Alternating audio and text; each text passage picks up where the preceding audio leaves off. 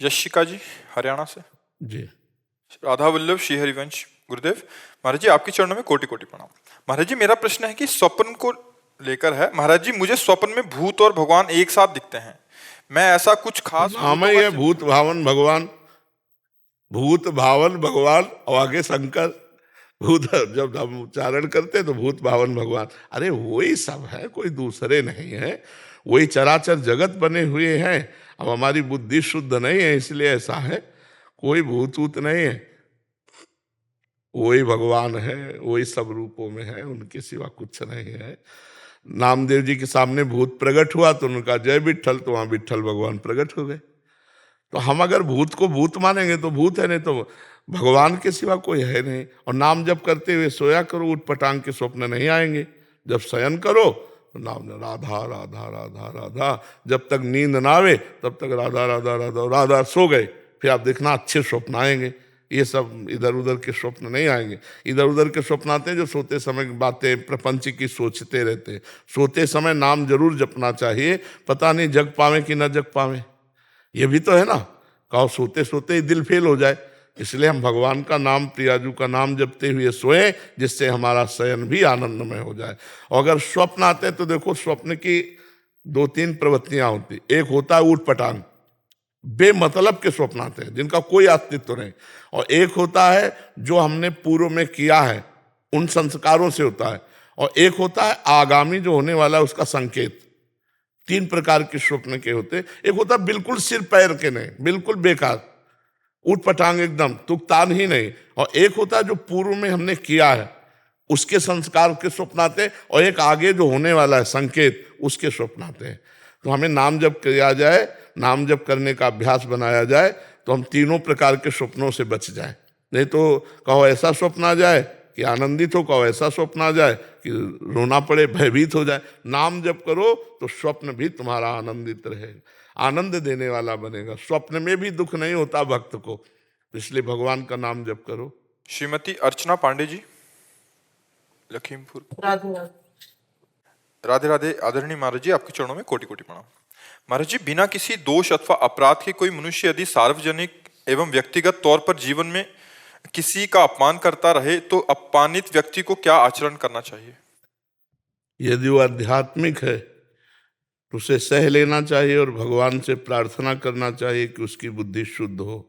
और अपने में, आज ही सत्संग में था पूज्यपाद सिवड़िया बाबा के वचन में कि हमारा कोई प्रारब्ध पूर्व जो पाप में है, हमारे भगवान के द्वारा विधान किया गया है, शारीरिक दंड ना भोग करके मानसिक दंड से उससे निपटाया जा रहा है। जैसे हमें कोई गाली देता है या अपमानित करता है तो हमें मानसिक जलन होती है। मानसिक जलन से हमारे पाप का प्रायश्चित हो गया, जो हमें शारीरिक दंड नहीं भोगना पड़ा। तो हमारी कोई निंदा करता है या हमारा अपमान करता है या तिरस्कार करता है तो भगवान के विधान से हमें पवित्र किया जा रहा है। कबीरदास जी कह रहे निंदक नियरे राखिए आंगन कुटी छवाए। अपने सामने रहे, पास रहे, बिना साबुन बिना पानी निर्मल करे स्वभाव।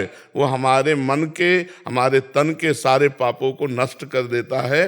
जो श्री पाद प्रबोधानंद जी महाराज कह रहे सम्मानम कलयाति घोर गरलम नीचा अपमानम सुधा, श्री राधा मुरली धरो भज सखे वृंदावन मात्यज। सम्मान विष है जो हमारे पुण्यों को नष्ट करता है, और अपमान अमृत है जो हमारे पापों को नष्ट करता है और पुण्यों को बढ़ाता है। इसलिए मुझे जो आध्यात्मिक है उसे सहना चाहिए, और जो एकदम सांसारिक है तो सहेगा ही नहीं, वो प्रश्न ही नहीं करेगा, तो सठे साठ्यम समाचरित, वो दुष्ट के साथ दुष्टता का ही व्यवहार करेगा। लेकिन आध्यात्मिक ऐसा नहीं। करत जे अनसहन निंदक तिनहु पे अनुग्रह करो। जो तुम्हारे अनसहन अपमान करते हैं, निंदा करते हैं, उनको भी सह कर उसका मंगल मनावे, ये आध्यात्मिक स्थिति है। इससे हमारा मंगल होगा, हमारे पाप नष्ट होंगे, हमारे भगवान प्रसन्न होंगे। जीवन का परम लक्ष्य है भगवान की प्रसन्नता।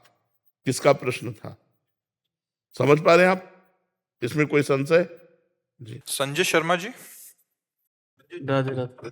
राधे राधे महाराज जी। महाराज जी ज्ञान क्या है? ज्ञान को पाने के लिए क्या शिक्षा आवश्यक है, या ज्ञान को भक्ति से पाने का तरीका उच्च है? हाँ, भक्ति से पाने का तरीका उच्च है। स्वरूपानुसंधान भक्ति रेव गरीयसी, भगवान शंकराचार्य जी ने, गरीय से माने श्रेष्ठ, स्वरूपानुसंधान अर्थात ज्ञान, आत्मस्वरूप का ज्ञान प्राप्त करने के लिए सर्वश्रेष्ठ साधन भक्ति है, पर कुछ स्वाध्याय भी जरूरत है। जब हमें पता ही नहीं कि मुझे किस मार्ग से जाना है, उस मार्ग में कितने किलोमीटर हैं, कितने किलोमीटर बाद हमारा लक्ष्य मिलता है, तो फिर ऐसे चलते हुए हम हार जाएंगे ना। इसलिए हमको सबसे पहले इस मार्ग में गुरु का वरण करना चाहिए। गुरु के वचनों के अनुसार जब हम चलेंगे तो मंजिल बहुत दूर है पर बहुत नज़दीक हो जाती है। और जब हम भगवान की आराधना करते हैं तो मंजिल चलनी ही नहीं पड़ती है, हृदय में ही ज्ञान प्रकट हो जाता है। नहीं तो ज्ञान के पंथ कृपाण के धारा, परत खगेश लगे नहीं बारा। ज्ञान का मार्ग बोले नंगी तलवार पे चलना है, बहुत कठिन होता ना, क्योंकि पूरे संसार के राग का नाश करना है। पूरे संसार को असत्य कह दिया ज्ञान ने, ब्रह्म सत्यम जगन मिथ्या। अब हम पूरे संसार में ही फंसे। तो मतलब हमारी जितनी आज तक जन्म जन्मांतर से संस्कार स्वभाववश आसक्तियां हैं, सब काटनी है। और सबसे मूल शरीर में आ जाती है, जब सब छोड़ सकते हैं। लेकिन देह प्राण ते प्रिय कछु नाही, सबसे ज्यादा प्रिय देह और अपने प्राण है, और इनकी भी परवाह छोड़ देनी है, तब हम ज्ञान के मार्ग में चल सकते हैं। तो इससे बहुत सरल और संपूर्ण ज्ञान प्राप्त कराने में समर्थ, भगवत प्राप्ति कराने में समर्थ भगवान की भक्ति है। अब जैसे शरीर का राग त्यागना और शरीर को समर्पण करना, दोनों बात एक है, लेकिन राग त्यागना बहुत कठिन है और समर्पण करना सहज है। राग त्यागना कठिन है। मैं शरीर नहीं हूं, अब सर्दी लग रही तो शरीर में तो लग रही, लेकिन आप महसूस कर रहे हैं ना कि आपको सर्दी लग रही, तो अज्ञान है। सर्दी किसको लग रही है? आत्मा को लग नहीं सकती। और पंचभूत जड़ है, इनको लग नहीं सकती, तो भ्रम ही तो है। तो भ्रम है तो उतार दो जैकेट, ज्ञान का मतलब चल जाए, है नहीं? पर है ना कि हमें सर्दी लगती है। भूख प्यास प्राणों का धर्म है, देखना सुनना इंद्रियों का धर्म है, संकल्प विकल्प मन का धर्म है। आप सबसे अलग हैं, लेकिन आप सबसे अलग नहीं हैं। आप देख रहे हैं, आप खा रहे हैं, आप सूंघ रहे हैं, आप भोग रहे हैं, क्योंकि आप शरीर भाव में हैं। इसी को अज्ञान कहते हैं। अब इस अज्ञान को त्यागना बड़ा कठिन है नहीं कठिन? अब हम क्या करते हैं, इसको घुमा के त्यागते हैं।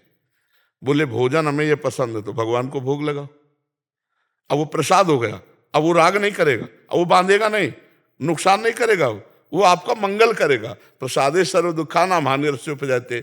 परिवार में बंधे तो नाथ सकल संपदा तुम्हारी, मैं सेवक समेत सतनारी। हे नाथ, पत्नी पुत्र परिवार सहित मैं आपका दास हूं। बात वही हो रही है, राग का त्याग। लेकिन वो राग का त्याग करना अत्यंत कठिन हो, ये राग का समर्पण, भगवत समर्पण, इससे बहुत जल्दी ज्ञान प्राप्त हो जाता है। पर जब हमारे हृदय में लक्ष्य प्राप्त हो जाए ज्ञान प्राप्ति के लिए, तब ये बात हो सकती है। तो हम सुमिरन परायण हैं। पहली बात तो भक्ति का प्रधान स्वरूप देवर्षि नारद जी ने बताया, तदर्पिता अखिलाचारिता तद स्मरणेन परम व्याकुलते थे।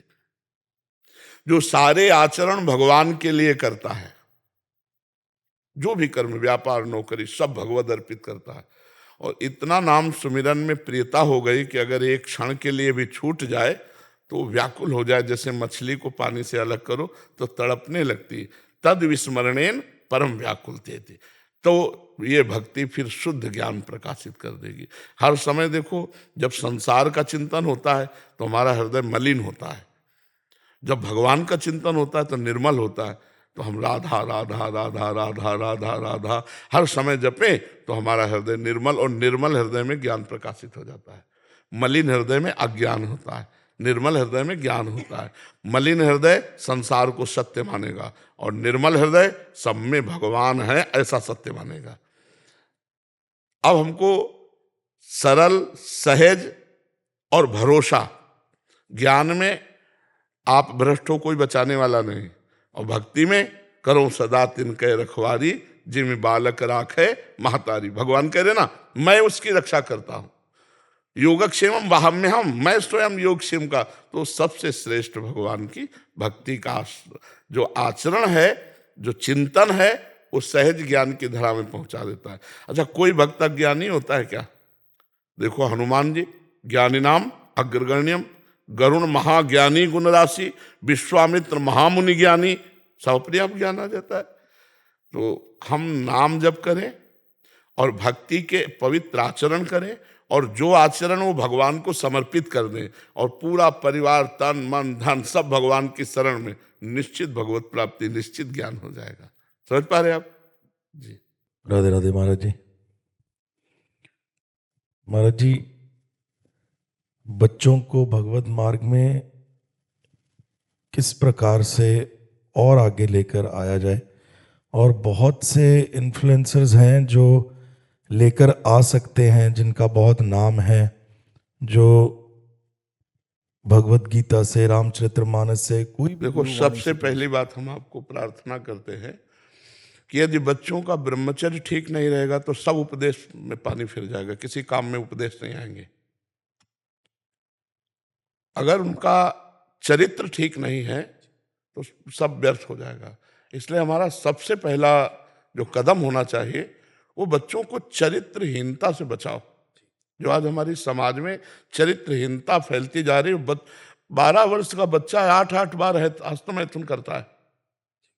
जब हमारे सामने खड़े होकर के बच्चे अपनी हालत बताते हैं ना, तो हृदय कांप जाता है कि किसान आदमी जब गेहूं की फसल गलेथ में होती है, जो किसान होते हैं वो हमारी भाषा समझेंगे, गलेथ का मतलब होता है अन्न की बाली अभी निकली नहीं है, और उस समय काट लिया जाए तो एक दाना नहीं मिलेगा, और थोड़ा समय का इंतजार कर लिया जाए तो 50 मन उसी से गेहूं पैदा होगा। तो ऐसे जब तक 22 वर्ष की अवस्था ना हो जाए तब तक बालक को ब्रह्मचर्य रहना चाहिए। फिर पाणी ग्रहण संस्कार आदि गृहस्थी में तो कोई फर्क नहीं पड़ेगा। आज हमारे बच्चों की स्मृतिहीनता हो रही, आज हमारे बच्चों में व्यसन बढ़ रहा है, आज बच्चों में व्यभिचार बढ़ रहा है। इसको एक हमारे पास आए थे हितधाम में, रामायण कंठस्थ थे, भागवत 18,000 श्लोक कंठस्थ थे, गीता कंठस्थ थी, पर भारी व्यभिचारी बच्चा था। उसने खुद हमें अपनी हालत बताई कि रात रात भर हम मोबाइल से ऐसे देखते हो, ऐसे ऐसे ऐसे आचरण।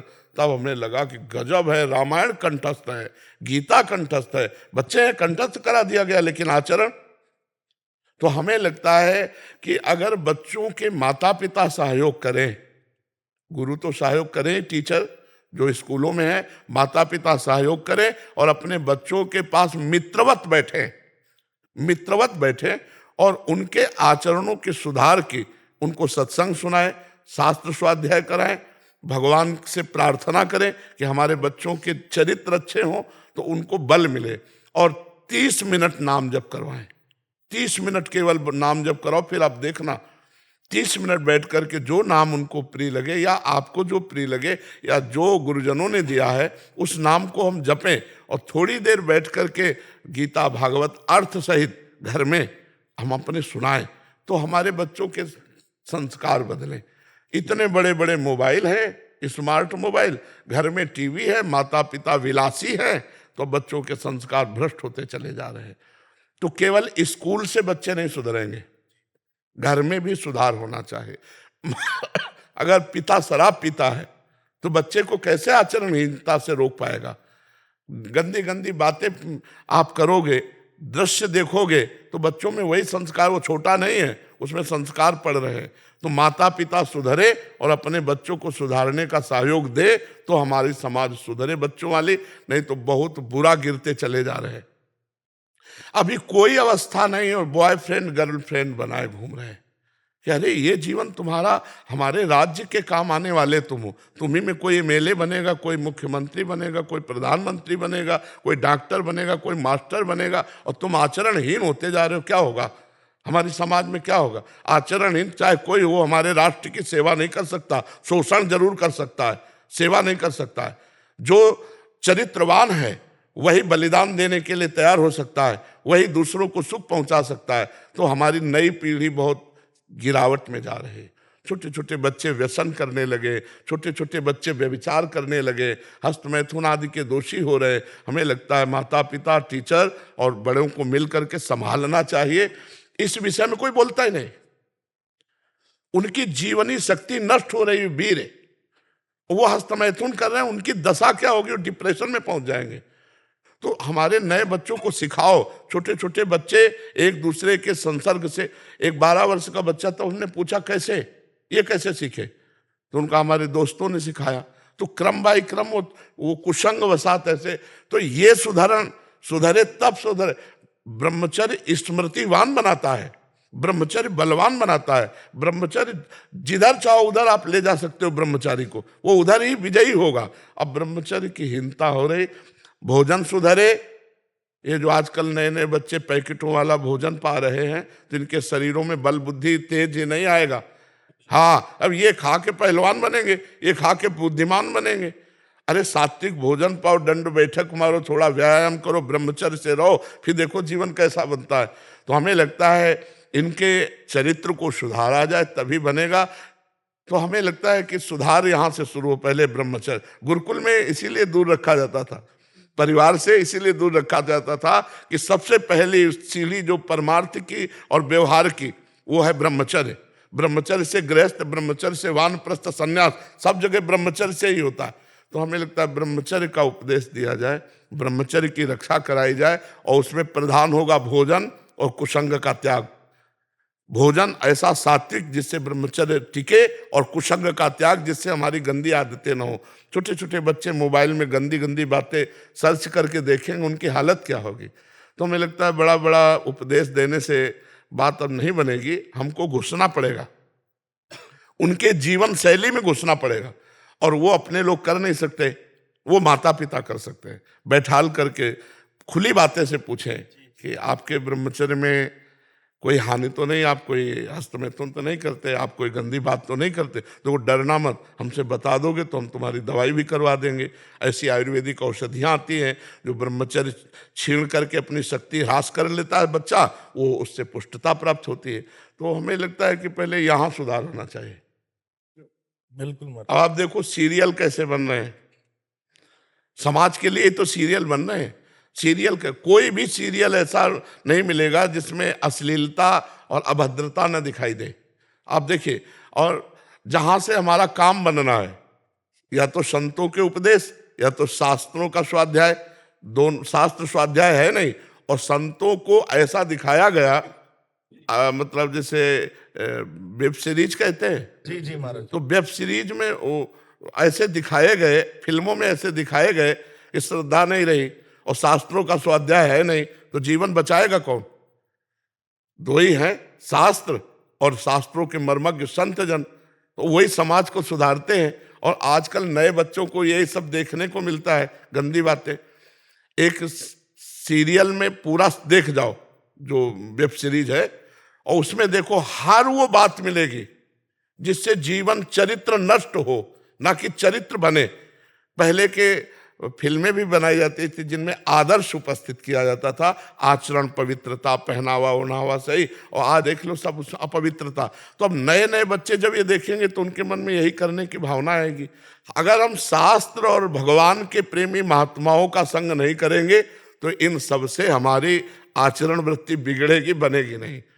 अच्छा, संतों पर श्रद्धा होना बड़ा कठिन होता है। आज भगवान की बड़ी कृपा है, जो कुछ संतों पर श्रद्धा करके आए लोग आते हैं, बैठते हैं, सुनते हैं। नहीं तो एक अभी पीछे ही समय ऐसा आ गया था कि ऐसा लगा था कि चौपट हो गया सब। एक ऐसा मतलब झोंका आया था कि लगा कि संत का मतलब दिमाग में बैठ गया सबके कि फ्रॉड, ये गिरा, ये गिर, जैसे विकेट पे विकेट न गिरे, ऐसे बड़े बड़े। जब तो भगवान की कृपा हुई तो फिर श्रद्धा सी जागृत हुई है।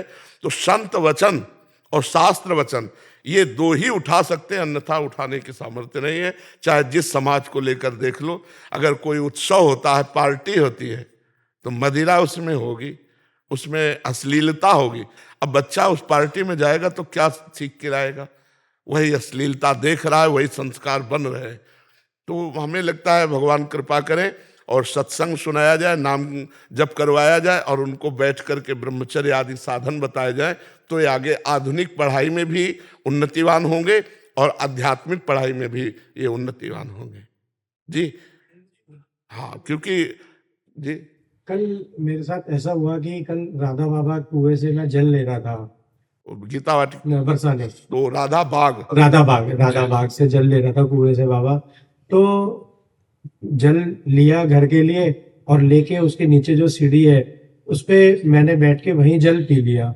तो एक बाबा वहां बैठे हुए थे, वो बहुत निषेध, हाँ निषेध है। अच्छा, मैंने उनको बोला कि निषेध इसलिए कि वो श्री जी का कुआं है और वहां से श्री जी के लिए जाता है, इसलिए निषेध है। पहली गलती तो वहां आदेश लेना चाहिए, दूसरी बात कुआं के ऊपर नहीं, राधा बाग के बाहर पीना चाहिए। वो श्री जी का निज बाग है, उसमें कोई व्यवहारिकता नहीं होनी चाहिए। तो उस डांट को कृपा मानो, दोष दृष्टि मत करना, ठीक है ना। सबका सार है अंदर का चिंतन करना। हमारा मौन तभी सार्थक जब निरंतर भजन करें। हमारा त्याग तभी सार्थक है जब भगवान प्यारे लगने लगे। भगवान के लिए सब कुछ छोड़ा है। संसार में यश, कीर्ति और प्रतिष्ठा, ये तो सब आखिरी मेड़ है जिसमें गिर जाता है साधु, आखिरी मेड़ में गिर जाता है। अब मान लो जैसे कोई तप कर रहे हैं और उसका बहुत लोग जानकारी हो रही है, बहुत लोग आ रहे हैं, भेंट चढ़ा रहे हैं और बड़ी संस्था चल रही है उस तप के प्रभाव से, तो उतना ही है, भगवान नहीं मिलेंगे। पहले भगवान से मिलो, समाज से नहीं। फिर समाज तो कोई हानि नहीं, और पहले ही समाज तो फिर भगवान नहीं। पहले भगवान, पहले भगवत साक्षात्कार करो, एकांत रहकर, कोई जाने ना। महाराज जी साधकों के लिए, जैसे हम सब साधकों के लिए, तो फिर तो उचित मौन महाराज जी ज्यादा अच्छा है, उचित पाना ज्यादा अच्छा है, उचित वस्त्र ज्यादा उचित है। हाँ, भगवान नाम जैसे राधा राधा बोला तो करोड़ों मौन से बढ़कर है। हम गंदी बात ना बोले, हम किसी को अशुभ ना बोले, किसी की गलत चेष्टाओं को हम बढ़ावा देने वाली बातें ना बोले, तो और राधा राधा बोले तो मौन ही है, वाणी का मौन ही है। हम अपनी धर्म की कमाई की नमक रोटी खाएं तो बहुत बढ़िया, फलाहार से भी बढ़कर बढ़िया तपस्या है। बहुत कम पैसे में जो जीवन चले और तपस्या करे तो वो तपस्या अग्रसर हो जाती है, और बहुत मतलब बाहरी इसमें फिर गड़बड़ हो जाता है। तपस्या करनी चाहिए पर गुप्त करनी चाहिए, कोई जाने ना, जब तक हमें भगवत साक्षात्कार न हो जाए। अलग अलग निष्ठाएं हैं पर भजन प्रदान रखना चाहिए। सब साधन कर यह फल सुंदर, प्रभु पद पंकज प्रीति निरंतर। भगवान के चरणों का निरंतर चिंतन हो, प्रेम हो, यही सब साधनों का फल है। अक्षत जिंदल जी नोएडा से। राधा वल्लभ श्री हरिवंश महाराज जी आपके चरणों में कोटि कोटि प्रणाम। गुरुदेव आपका जीवन और साधना हम सभी के लिए एक प्रेरणा है। गुरुदेव आपने काशी में शिव जी की उपासना से प्रारंभ कर वृंदावन में श्री राधा वल्लभ श्री हरिवंश से राधा नाम का अद्भुत प्रकाश पूरे भारतवर्ष में फैलाया है। ये न केवल आपकी गहरी भक्ति बल्कि राधा रानी की असीम कृपा का प्रमाण भी है। आपका ये भक्ति भाव और प्रवचन हम जैसे लोगों के लिए ये बताता है कि भक्ति मार्ग में कोई सीमा नहीं होती, ये अनंत और व्यापक है। मेरा प्रश्न ये है कि जब आप श्री राधा रानी की पूजा प्रारंभ कर रहे थे तब क्या शिव जी और राधा जी दोनों की पूजा करते थे? क्या उस दौरान किसी आंतरिक संघर्ष का अनुभव हुआ या आपकी भक्ति सहज रूप से आंतरिक संघर्ष का अनुभव हुआ पर पूजा नहीं करते थे। आंतरिक संघर्ष का अनुभव हुआ कि जहां हम एकाग्र होते तो पहले देवाधिदेव महादेव, क्योंकि पूर्वाभ्यास होता ना, ये कोई खिलवाड़ थोड़ी, कोई असत अभ्यास थोड़ी था, सत अभ्यास था। तो फिर उसको भगवान शिव से ही प्रार्थना की कि आपने ही भेजा है, आप ही इस मार्ग में लगाए हैं, तो आप कृपा करके जिस मार्ग में लगाया उसे पुष्टता प्रदान कीजिए। फिर वो धीरे धीरे धीरे धीरे, लेकिन समय लगा, मतलब वर्षों लगा। ऐसा नहीं लगा कि आज श्री जी के जुड़े और एकदम पूजा नहीं की, पर आंतरिक मानसिक पूजा, मानसिक अभिषेक, मानसिक चिंतन जो हमारा होता था उस पर बहुत समय लगा बदलने में, बहुत समय लगा। और उन्हीं की कृपा से हुआ, नहीं तो असंभव था। ब्रह्म ज्ञान के मार्ग में चलने वाला अहम ग्रह उपासक दासोहम की पद्धति में आना बहुत कठिन होता है। ये भगवान की, गुरुदेव की, शिव जी की असीम कृपा से ही हुआ है। हमारी सामर्थ्य इसमें नहीं थी, क्योंकि हमारा कोई परिचय ही नहीं था इधर का, वही परिचय था। तो जा पर कृपा न करें पुरारी, सो न पाओ मुनि भगति हमारी। औरो एक गुपुत मत सबई कहों कर जोरी, शंकर भजन बिना नर भगति न पावे मोर। तो भगवान शिव की ही कृपा से प्राप्त हुआ, और वही कृपा करके इसमें दृढ़ रति दिए। हमारी सामर्थ्य नहीं थी, उन्हीं की कृपा से सब हुआ है। पर संघर्ष तो चला, पूजा नहीं की। जिस दिन से उन्होंने हमको श्री जी के चरणों में अर्पित किया, उस दिन से अर्घदान प्रगट में नहीं किया, मानसिक जो चलता रहा उस पर संघर्ष चलता रहा और फिर कुछ दिन बाद ठीक हो गया। समझ पा रहे आप? पर श्रद्धा और विश्वास और भावना बराबर की है। आज भी ऐसा नहीं कि इतना भी कम हो भगवान शिव के प्रति। इतना भी जितना श्री जी के प्रति है उतने शिव जी के प्रति है, इतना भी अंतर नहीं। क्योंकि सही आपको तो बताए, शिव जी ही श्री जी है। आप देवी भागवत में प्रमाण देख लीजिए, भगवान शंकर ही जो गौरांग गंगाधर हैं वही गौरी प्रिया जो हैं, और जो भगवती उमा हैं वही कृष्ण रूप में है। हम एक बार ऐसे चर्चा की थी तो एक संत आए थे, तो फिर प्रमाण लेके नहीं आए थे। जी पहले बैच में वो चर्चा की आपने, हाँ, अगले ही 5 मिनट बाद प्रमाण लेकर के आपने जो कहा था वो 4-5 श्लोक में देवी भागवत के, तो उस समय हमने वो तो नहीं प्रमाण करके बोला था, हमने तो अपने भाव में बोला था कि हमारे गंगाधर कर्पूर गौरम करुणावतारम वही गौरी किशोरी के रूप में विराजमान है। तब जाकर चित्त की पूर्ण एकाग्रता ऐसे हुई। ये संघर्ष तो होता ही है, क्योंकि सच्चिंतन होता है, उसको बदलने में बहुत समय लगता है। महाराज जी यद्यपि आपको तो अनुभव होते ही रहते होंगे, महाराज जी अभी याद आती है पूर्व की, जैसे घाटों जैसे की? अब विश्वनाथ जी का प्रसाद आया, या ओंकारेश्वर का आया, महाकालेश्वर का आया, परल्यम वैद्यनाथ जी का आते ही रहते। जब वो आएगा तब फिर एकदम मतलब हृदय शिथिल हो जाता है कि आपकी अपार कृपा, अपार कृपा बस। महाराज जी कभी आप कहते हैं मैया बप्पा की तरह, मतलब हाँ, उस मतलब समय बचपन अब ऐसे नहीं, स्वाभाविक नहीं आएगा। और कोई आ गया काशी से ऐसे प्रसाद लेके बिल्वपत्र ले, फिर एकदम वो पुराना, जैसे ना पुराना अभ्यास, तो वो एकदम जागृत हो जाएगा, मन शिथिल हो जाएगा भगवान शंकर के प्रतिभाव में। डॉक्टर पीयूष शर्मा जी बरेली से। राधे राधे महाराज जी। महाराज जी मैं एक चिकित्सक हूं और अपनी सेवाएं अपनी निजी क्लिनिक पर दे रहा हूं। थोड़ा सा लंबा चौड़ा लिखा है, कह रहे कि इनके अचानक चलने में असमर्थ हुआ 2020 में, फिर इन्होंने इलाज नहीं कराया, श्री जी के बल से अभी रह रहे हैं। महाराज जी इनका सवाल है कि आप कहते हैं कि काम क्रोध लोभ मोह माया से दूर रहना चाहिए, और मैंने ये भी सुना है कि ये जीवन एक रंगमंच है और हम इसके किरदार हैं, तो हमें एक अच्छे किरदार के नाते एक अच्छा पति पुत्र पिता व संबंधी के रूप में निभाना चाहिए। आपने पूरा सही नहीं सुना।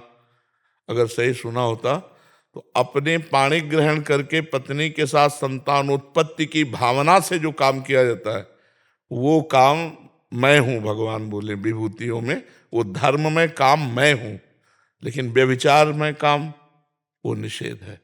अगर पाणी ग्रहण किया है तो अपनी ही पत्नी के सहवास से जो संतानोत्पत्ति की भावना से, शास्त्र इतने के लिए आदेश करता है, इतने के लिए आदेश नहीं करता कि आपका ब्याह हो गया तो फिर आप धर्माचरण छोड़ करके पशुता में आ जाओ, ऐसा नहीं लिखा हुआ है। संबंधियों के जीवन यापन के लिए धन का एक अहम रोल है, और इस प्रकार धन भी धर्म के द्वारा, पहले पुरुषार्थ को समझो, चतुर्थ पुरुषार्थ है धर्म अर्थ काम मोक्ष।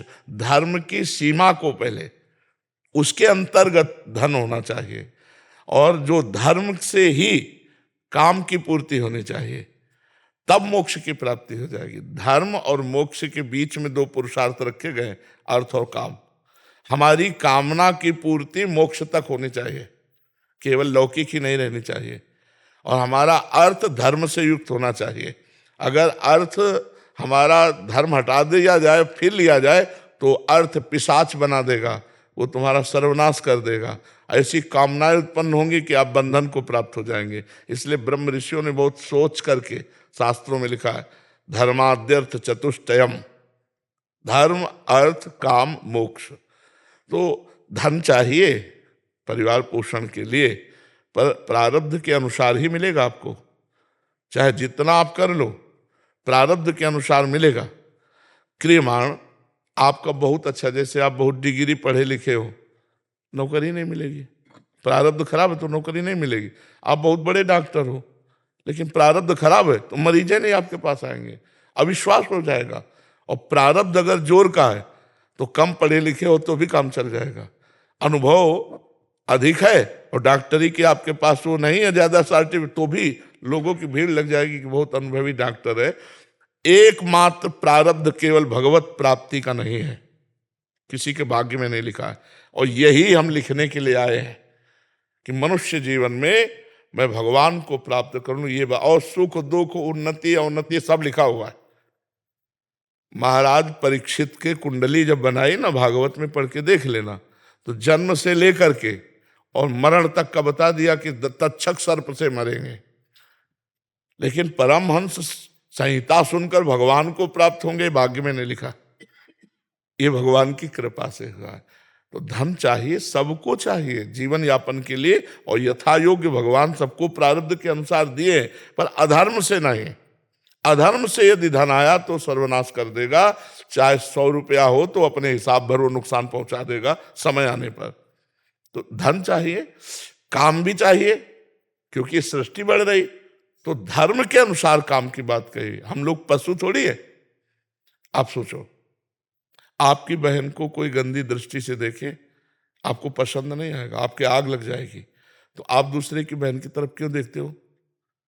आत्मना प्रतिकूलानी परेशान न समाचरित। आपकी पत्नी की तरफ कोई गंदी दृष्टि से देखे तो कैसा लगेगा? तो आप दूसरे की पत्नी की तरफ कैसे? आत्मना प्रतिकूलानी परेशान न समाचरित। तो धर्म से यदि काम सेवन करो, धर्म से अर्थ का सेवन करो, तो आखिरी परिणाम है मोक्ष। धर्म अर्थ काम मोक्ष, ऐसा। कोई संशय आपको? जी। विद्यानंद जी, राधे राधे महाराज जी, सादर प्रणाम। महाराज जी, कभी कभी भक्ति बढ़ जाती है और कभी कम हो जाती है, ऐसा क्यों होता है महाराज जी? भक्ति का तात्पर्य आप किससे लेते हैं घटने बढ़ने में? भजन से मन। हाँ, भजन से। भक्ति का तात्पर्य कबहू तो थोरो भजन, कबहू होत विशाल, मन को धीरज छुटे नहीं, गाहे न दूजी चाल। सिद्ध रसिक महापुरुष जो हमारे वृंदावन के हैं, वो कह रहे हैं मन की वृत्तियां होती हैं जो 3 गुणों के आधार पर चलती हैं, सतोगुण, रजोगुण, तमोगुण। जब हमारे अंदर सतोगुण की वृत्ति अधिक होगी तो भजन बहुत अच्छा होगा, मन लगेगा। और जब रजोगुण तमोगुण की वृत्तियां होंगी तो भोग विलासता प्रमाद स्थिति की तरफ मन जाएगा। तो हमको ये चाहिए कि अगर भजन नहीं भी हो रहा तो हम हैं किनके? प्रभु के हैं ना। तो हम अपनी निष्ठा पे बने रहे, मन भजन में नहीं लग रहा है, लेकिन हम भजनाभ्यास न छोड़ें, गाहे न दूजी चाल।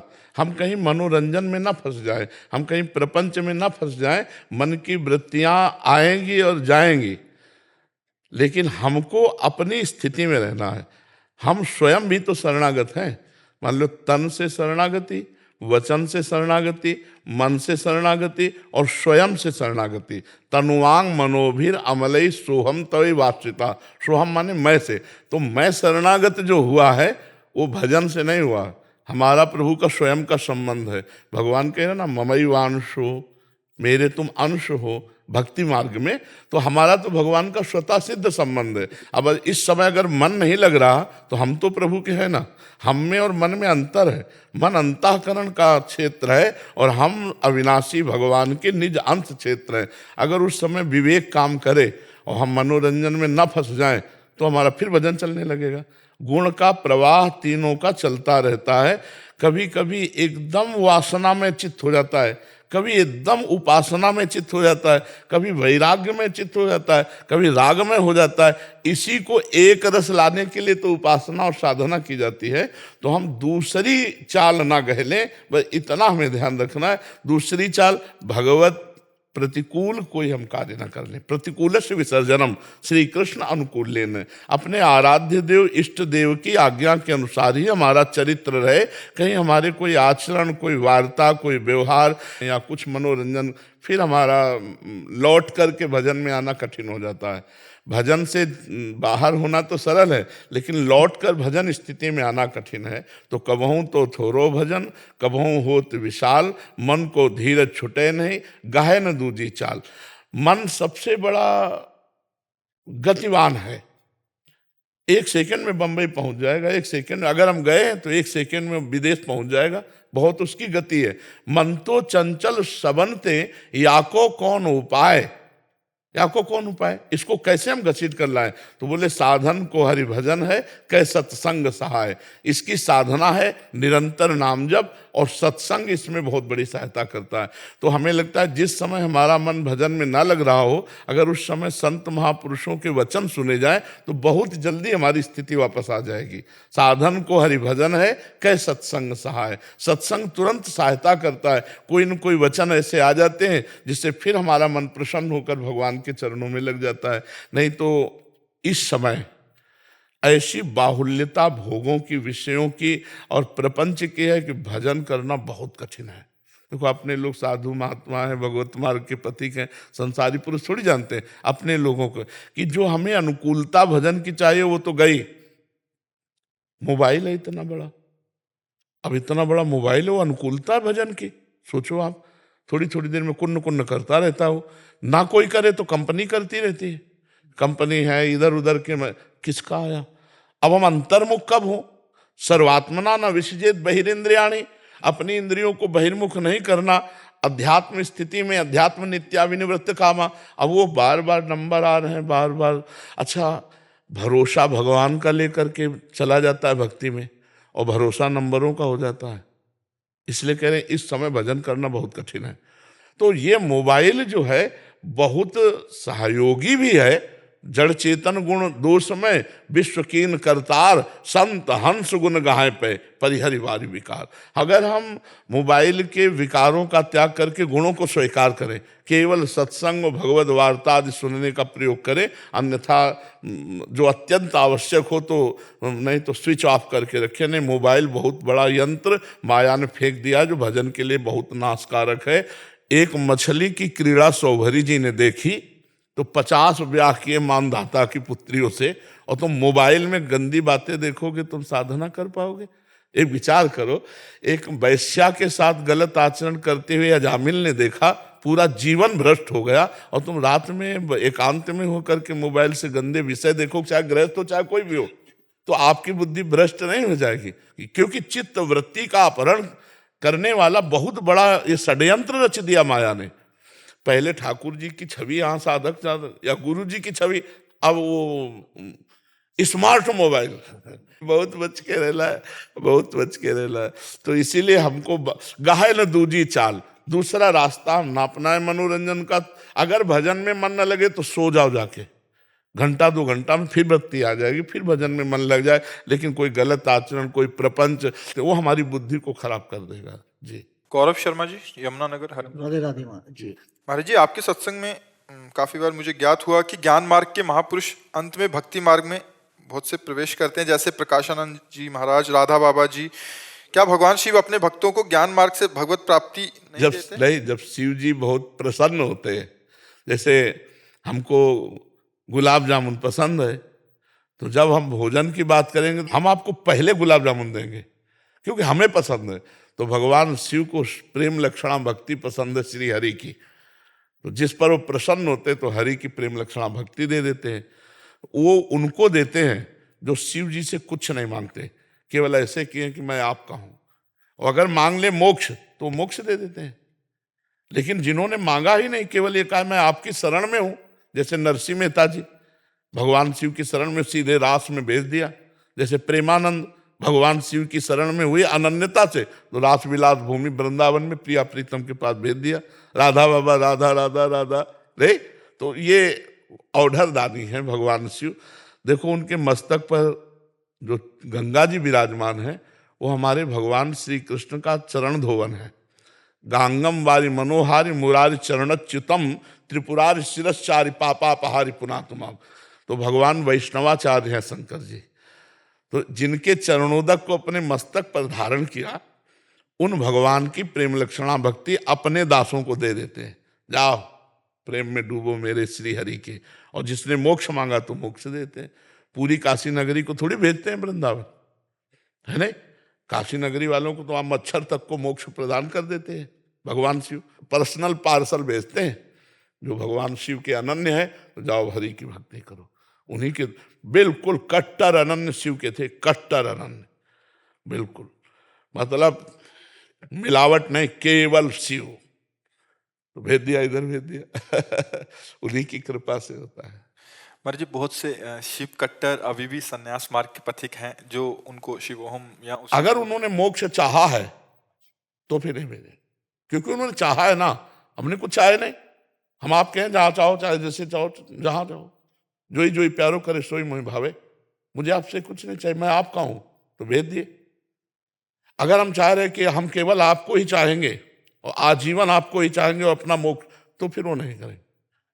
अब हम बैठे हैं शिव ध्यान में, अब एक आके पास में कह रहे चलो चलो वहां रास हो रही, हम कहा नहीं नहीं चलो, तो वही प्रेरणा करें कि चले जाओ, संत रूप में मैं ही तो कह रहा हूं।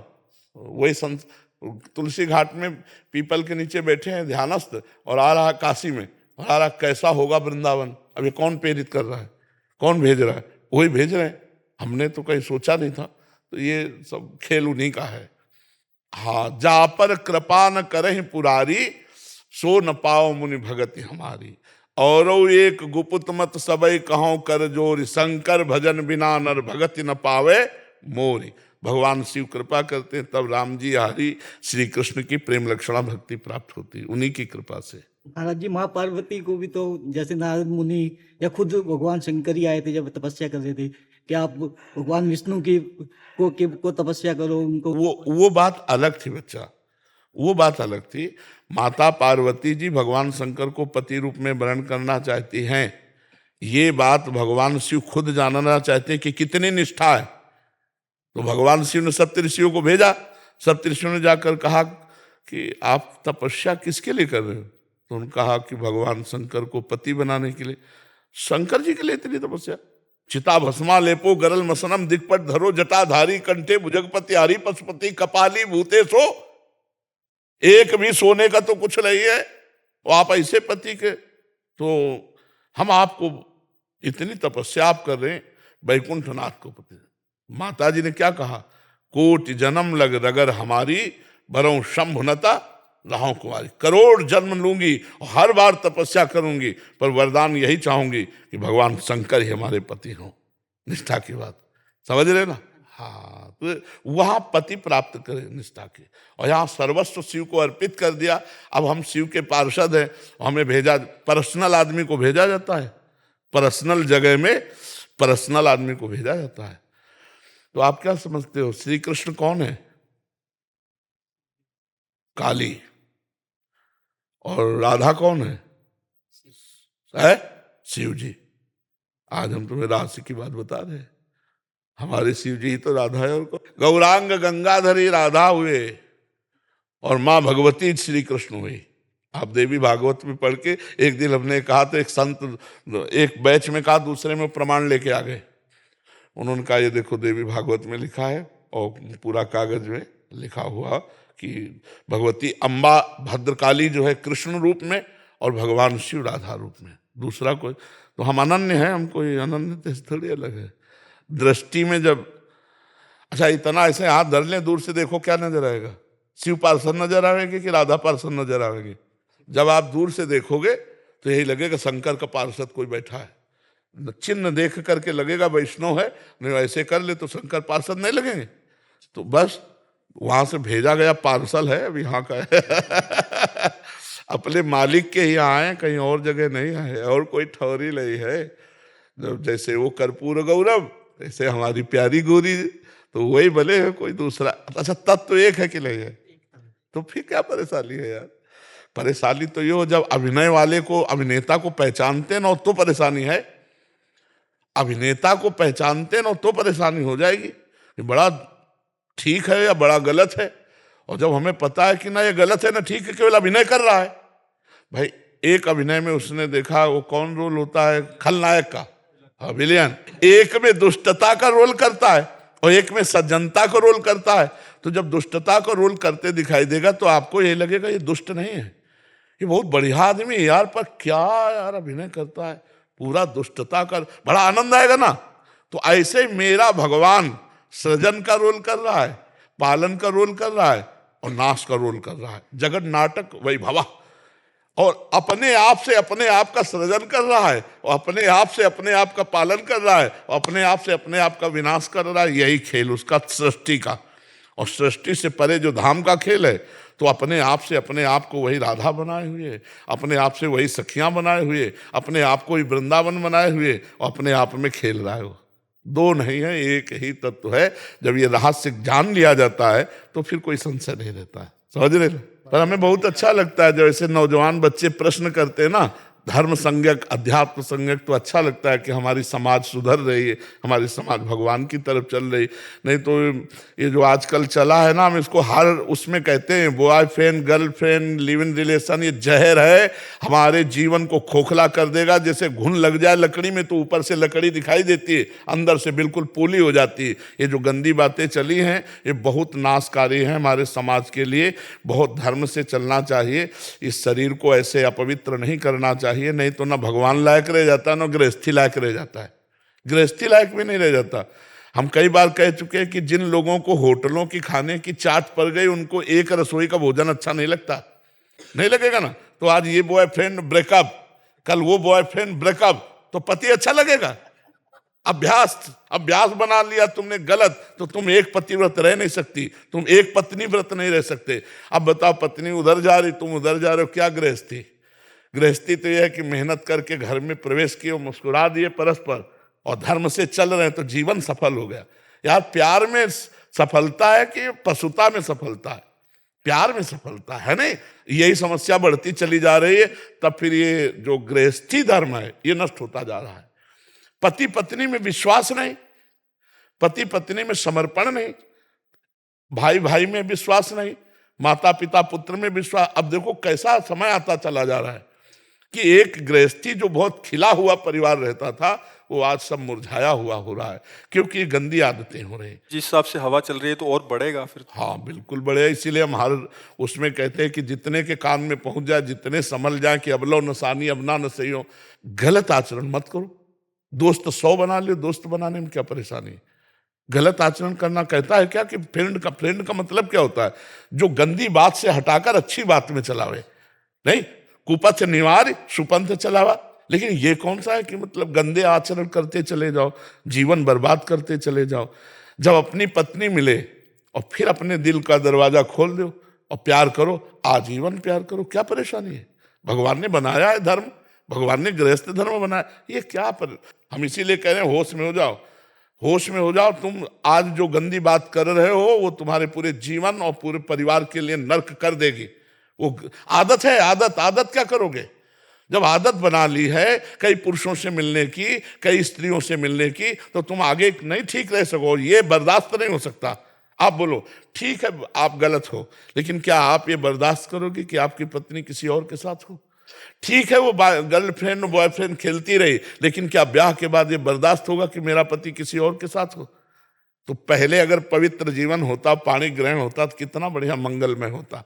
गुरुजी, हम लोग के कॉलेज में जो बच्चे ये गर्लफ्रेंड बॉयफ्रेंड नहीं करते हैं, जिनके पास गर्लफ्रेंड नहीं है या जिन बच्चियों के पास बॉयफ्रेंड नहीं है, उनको बहुत हीन भावना से देखा जाता है। ये ऐसा स्वभाव बन गया है। जैसे हम लोग कॉलेज जाते हैं तो अब आपकी कृपा, हम में तो कुछ सामर्थ्य नहीं है, आपकी कृपा से अब सब में माता की दृष्टि होती है। बहुत और तो हम लोग को अपने बैच से जिस बैच में हम लोग पढ़ते थे, हम लोग के काफी सारे जो दोस्त थे, वो हम लोग को दोस्ती से अलग कर दिया गया हमको। और ये कहते हैं अरे ये तो बड़ा भगत बनता है, इसको हटाओ इसको कॉलेज साथ। तो बढ़िया बच्चा, देखो तुम्हारा संबंध जोड़ दिया गया भगवान से। बुराई तो नहीं कर रहे, गाली तो नहीं दे रहे, कह रहे भगत मतलब भगवान से संबंध जोड़ दिया। ए बच्चा देख लेना जीवन कितना अच्छा होगा, कितना अच्छा जीवन होगा। बस भगवान का आश्रय लो, नाम जप करो, गंदे आचरण मत करो, लोगों को कहने दो, इनकी बातें ना सुनो। ऐसे भी मित्र है बाबा जो हृदय के काफी करीब है, तुम सोचते हैं कि प्रयास करते हैं कि कैसे भी हो ये भी निकल जाए, ये भी उससे जिस स्थिति। नहीं, आप उनसे निकालना चाहते हो। हाँ बाबा, लेकिन जब तक बच्चा निकलना नहीं चाहेगा तो कोई नहीं निकाल सकता। आप निकलना चाह रहे हो इसलिए हमारी बात आपको समझ में आ रही, और जो निकलना नहीं चाहते वो नहीं निकल पाएंगे। बच्चा, ये अवस्था बहुत बावरी अवस्था होती है। इस अवस्था में सुधर जाए तो हमारा देश सुधर जाए। ये हम कई बार कहते हैं। इन्हीं बच्चों में जो पढ़ रहे हैं, कोई एमएलए बनेगा, कोई सांसद बनेगा, कोई डॉक्टर बनेगा, कोई संत बनेगा, कोई मास्टर बने। अब हम भी तो स्कूल में पढ़ते थे, पाटी छुया लेके हम भी तो उसी स्कूल में गए थे। कौन जानता था ये संत बनेंगे? तो यही बच्चे तो हमारे भारत के भविष्य है। जब इनके चरित्रहीन हो जाएंगे तो चरित्रहीन पुरुष भारत का भविष्य नहीं हो सकता। हमारे यहाँ राम चरित्र गाया जाता है, चरित्र की महिमा है। और हमारा चरित्र बिगड़ रहा है नए बच्चों का, तो हमें माता पिता से, अपनी समाज से, उन बच्चों से हाथ जोड़कर प्रार्थना है, जिसको तुम खिलवाड़ समझ रहे हो ये हमारे देश की शान बनेगा। आप ब्रह्मचर्य से रहो और जब ब्याह हो जाए तो खूब अपने धर्म के अनुसार चलो। अगर ब्याह में भी अगर मन ना हो तो भजन करे, डट के भजन करे। कितने शादी में भी बिल्कुल इच्छा नहीं हो मुझे। हाँ, तो डट के भजन करे, अपने माता पिता के पास रहे और डट के भजन करे, उसमें कोई परेशानी नहीं। लड़कियों को तो रखने के लिए माता पिता तैयार नहीं होते हैं ना। नहीं, ऐसा नहीं है। जब अपनी निष्ठा पे आओगे तो कौन तो ये निष्ठा गलत तो नहीं है महाराज? नहीं, गलत नहीं है। अगर हम भगवान का वर्ण करते हैं तो गलत कैसे? मीरा जी ने जोर से अपने जब ब्याह हुआ ना तो जोर से कहा था, मेरे तो गिरधर गोपाल दूसरो न कोई, जाके सिर मोर मुकुट मेरो पति सोई। तो उनके पति जी गुरु मानते थे मीरा जी को। तो कितनी ऐसी गंगाबाई, यमुनाबाई, करमेठी बाई, करमती बाई, कितनी एक से महान महान भक्ता हुई हैं जो भगवान का भजन करके भगवान को प्राप्त हुई। और सबसे बढ़िया प्रमाण है, बहुत सी ब्रज गोपियों के ब्याह हो गए थे और बहुत सी गोप कुमारी कन्याएं थी, सबने श्री कृष्ण को पति रूप में वरण किया और परमहंसों के द्वारा बंदनी हुई, परमहंसों के द्वारा बंदनी हुई। पर गंदी बात ना करे, डुप्लीकेट जीवन ना चले। नहीं, अगर ब्याह ना करे तो फिर पक्का चले सही ढंग से, पक्की बात समझ लो ना। गृहस्थी लायक ना विरक्ति लायक, तो मतलब क्या रह गया? फिर चले तो ऐसे चले, आंख उठा के किसी की तरफ ना देखे। और ऐसा कि माता पिता नहीं रखेंगे, नहीं। अगर आप ईमानदारी से, सच्चाई से भजन करोगे तो भगवान सबकी बुद्धि बदल देंगे। भगवान सबको आपके प्रति आदर भाव कर देंगे, सब आपको आदर भाव से देखने लगेंगे। इसलिए सब लोग नाम जप करो, अच्छे आचरण से चलो, पवित्र जीवन ही आनंदमय जीवन होता है।